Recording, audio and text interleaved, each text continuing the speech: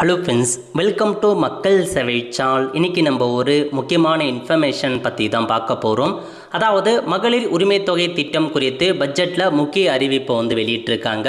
இப்போ இதை பற்றின மொத்த இன்ஃபர்மேஷன் தான் இந்த வீடியோ பார்க்க போகிறோம்.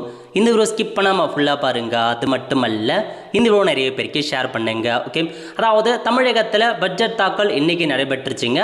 அதில் எல்லாருமே ரொம்ப எதிர்பார்த்துருந்து மகளிருக்கு அந்த 2500 ரூபாய் கிடைக்குமா அப்படின்ற மாதிரி எதிர்பார்த்துருந்தாங்க.